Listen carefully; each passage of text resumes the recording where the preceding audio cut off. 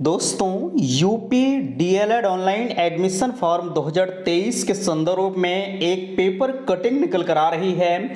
आप सभी के द्वारा वो पेपर कटिंग भेजी गई, भैया इसमें क्या कुछ कैसे है। बिल्कुल इस पेपर कटिंग को हम इस वीडियो के माध्यम से प्रूफ करने का प्रयास कर रहे हैं। देखिए कहा जा रहा है, आपके बीच से कमेंट आ रहे हैं कि 1.5 लाख रैंक से 2,40,000 काउंसलिंग शुरू।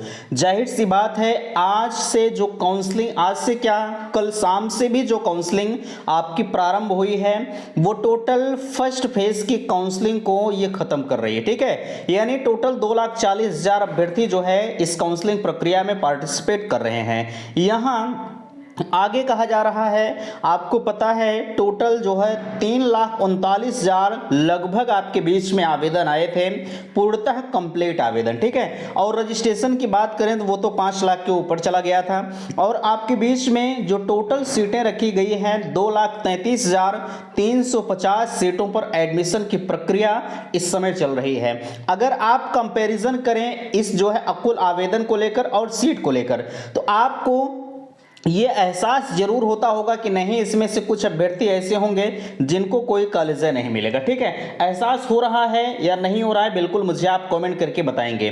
ठीक है, अच्छा यहां नीचे देखिए, प्रवेश की स्थिति गड़बड़।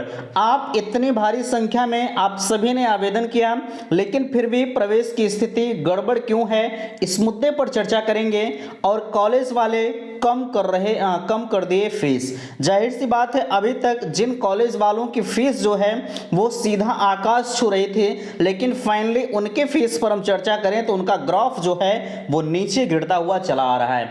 क्यों? क्योंकि यहां देख पा रहे, मैंने लिख रखा है प्रवेश की स्थिति गड़बड़। ठीक है, डायरेक्ट एडमिशन वेबसाइट नहीं चल रही, जो फोर्थ फेज यानी जो है 1.5 लाख से जो है 2,40,000 तक की काउंसलिंग प्रक्रिया प्रोसेस में चल रही है, उसकी जो वेबसाइट है वो नहीं चल रही है। तो इसके पीछे क्या वजह है, तो फाइनली हम इन सभी मुद्दों पर चर्चा करेंगे। दोस्तों मैं हूं संजय, आप सभी का स्वागत करता हूं, अभिनंदन करता हूं आज के अपनी इस वीडियो पर। मैं निवेदन करूंगा कि चैनल पर पहली बार विजिट कर रहे हैं तो प्लीज चैनल को सब्सक्राइब जरूर करेंगे। सबसे पहले मैं आपको बताना चाहूंगा, आपके लिए व्हाट्सएप ग्रुप दिया जा रहा है जिसकी लिंक मैंने डिस्क्रिप्शन बॉक्स में दे रखी है। अगर आपको व्हाट्सएप ग्रुप ज्वाइन करना है तो आप ग्रुप को ज्वाइन कर लीजिए। अधिकतर कंफ्यूजन्स आपके व्हाट्सएप ग्रुप के माध्यम से ही दूर हो जाते हैं। ठीक है, जिनके ज्यादा कंफ्यूजन्स रहते हैं भैया वो मेरे पास खुद कमेंट कर दीजिए। मैंने नंबर दे रखा है 9452331053। एनी टाइम आप संपर्क कर सकते हैं किसी भी तरह की समस्या के लिए। ठीक है, ये सारी चीजें आपको पता है। सबसे पहले मैं एक paper cutting BEd versus BTC मामले को लेकर उसमें क्लियर किया गया है, उसको भी मैं आपके बीच में दिखाना चाहूंगा। यहां देख पा रहे हैं आपके बीच में याचियों ने सचिव बेसिक शिक्षा परिषद को दिया प्रत्यावेदन, बीएड वालों को हटाने पर अड़ गए डीएलएड प्रशिक्षु। इसके अंतर्गत कहा जा रहा है, आप इस चीज को देखेंगे, इसमें स्पष्ट रूप से कहा जा रहा है कि 11 अगस्त को प्राथमिक शिक्षक भर्ती में बीएड को माना अमान्य, 69,000 भर्ती में चयनित बीएड वालों को बाहर करने की अपील। ये बड़ी चीजें हैं जिनका अच्छा खासा लाइफ सेटल हो चुका है, जो जॉब पा चुके हैं 69,000 शिक्षक भर्ती में। अगर उसमें जो भी बीएड कैंडिडेट है उनके ऊपर कहीं ना कहीं तलवार लटकती हुई दिखाई दे रही है। पूरी अपडेट में कहा जा रहा है, कक्षा 1 से 5 तक के स्कूलों की शिक्षक भर्ती में बीएड को मान्य करने वाली राष्ट्रीय अध्यापक शिक्षा परिषद एनसीटी 28 जून 2018 की अधिसूचना को सुप्रीम कोर्ट से खारिज होने के बाद डीएलएड और बीएड अभ्यर्थियों की तलखी बढ़ गई है। राजस्थान हाईकोर्ट के फैसले को लेकर सुप्रीम कोर्ट में दायर याचिका में संभल के बीटीसी अब डीएलएड 2015 बैच के प्रशिक्षु राजवसु आर्य की याचिका संबद्ध थी। पिछले महीने 11 अगस्त को सर्वोच्च न्यायालय के फैसला आने के बाद राजवसु ने बेसिक शिक्षा विभाग के अधिकारियों को पत्र लिखकर बीएड चयनितों को बाहर करने की मांग करी। कहा जा रहा है, निर्देशक एससीईआरटी लखनऊ और बेसिक शिक्षा परिषद प्रयागराज को भेजे पत्र में परीक्षा नियामक प्राधिकारी कार्यालय की ओर से 69,000 भर्ती में 5 दिसंबर 2018 को जारी विज्ञापन रद्द करने की मांग की। राजवसु का कहना है कि एनसीटी सुप्रीम कोर्ट के आदेश का अनुपालन करने की सूचना सभी राज्यों को भेज दी है, लेकिन उत्तर प्रदेश सरकार की तरफ से न तो अभी तक कोई आधिकारिक बयान आया है और न ही कोई कार्रवाई हुई है। यानी यहाँ आप देख पा रहे हैं जो बीएड वाले हैं जो 69,000 में चयनित हो चुके हैं उनके ऊपर कहीं ना कहीं तलवार गिरती हुई दिखाई दे रही। कहा जा रहा है हाई कोर्ट सुप्रीम कोर्ट में हो चुकी याचिकाएं। परिषदीय प्राथमिक स्कूलों में 69,000 सहायक अध्यापक भर्ती में बीएड अभ्यर्थियों को बाहर करने की मांग को लेकर हाई कोर्ट से लेकर सुप्रीम कोर्ट तक याचिकाएं हो चुके हैं। इस भर्ती में मामूली अंकों से वंचित डीएलएड बीटीसी अभ्यर्थियों ने चयनित बीएड डिग्रीधारियों को शिक्षक को 6 महीने का अनिवार्य ब्रिज कोर्स न करवाने को लेकर पिछले दिनों हाईकोर्ट में याचिका उनसे पहले शिक्षा मित्रों की ओर से सुप्रीम कोर्ट में याचिका दी गई है। यहां आप डीएलएड की बात आती है तो डीएलएड में कहा जा रहा है कि 2,85,000 जो है 28,517 को मिला कॉलेज। जो आपकी थर्ड फेज की काउंसलिंग चल रही थी 80,000 से 1.5 लाख तक के अभ्यर्थियों में सिर्फ 28,517 को कॉलेज मिला है। कहा जा रहा है डीएलएड प्रशिक्षण 2023 में प्रवेश के लिए तीसरे राउंड का कॉलेज आवंटन शनिवार को जारी हो गया है। 1 से 1.5 लाख तक के रैंक वाले 2,98,000 जो है 890 अभ्यर्थियों ने कॉलेज का 29,890 अभ्यर्थियों ने कॉलेज का विकल्प दिया। इनमें से 28,517 अभ्यर्थियों को कॉलेज आवंटित कर दिया गया। 1,373 आवेदन निरस्त कर दिए गए। मैंने आपको सुबह ही बता दिया।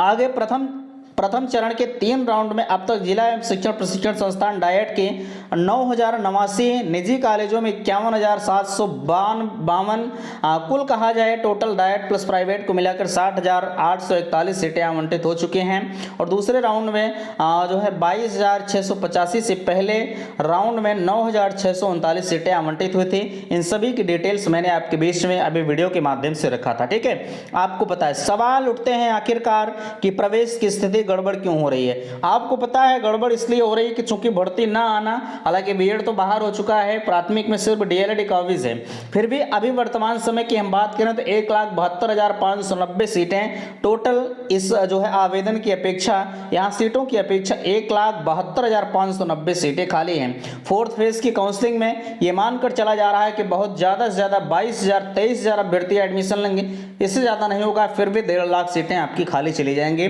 सेकंड फेज के लिए। यहाँ कॉलेज वाले कर रहे कम फीस, जाहिर सी बात है मैंने आपको बता दिया जिनकी फीस अभी तक आसमान छू रही थी वो आपसे सही तरीके से बात नहीं कर रहे थे, लेकिन अब उनके बात करने का जो नजरिया है वो बदलता जा रहा है, जिसके पीछे वजह क्या है कि लोगों को डीएलएड से किनारा कस लेना। ठीक है, अब वो कह रहे हैं कि भैया आ जाइए हम फीसें पर एडमिशन कर देंगे, फीसिया से कम लेंगे एडमिशन तभी आपका कर देंगे।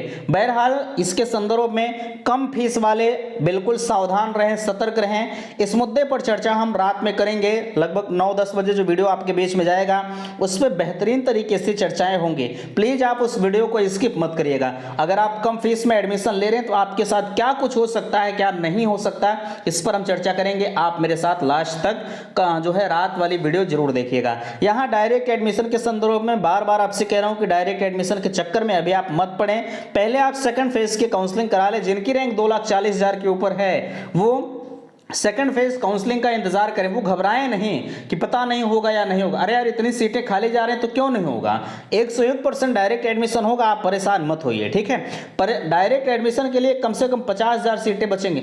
अब यहीं से आप परेशान हैं तो कोई मतलब नहीं है। ठीक है, मैं आपसे बार बार मना कर रहा हूं कि आप मत करिए जो है इनके चक्कर में। अगर पढ़ेंगे बाबू तो आपको खुद उसके जो भुगतभोगी होंगे, बाकी मेरा कुछ नहीं जाएगा। मेरा क्या, मैं आपको हर कदम पर गाइड कर रहा हूं, आप क्या कर रहे हैं वो मुझे नहीं पता। वेबसाइट नहीं चल रही है, जो लोग 1.5 लाख से 2,40,000 तक में काउंसलिंग प्रक्रिया कराने जा रहे हैं, वेबसाइट नहीं चल रही है।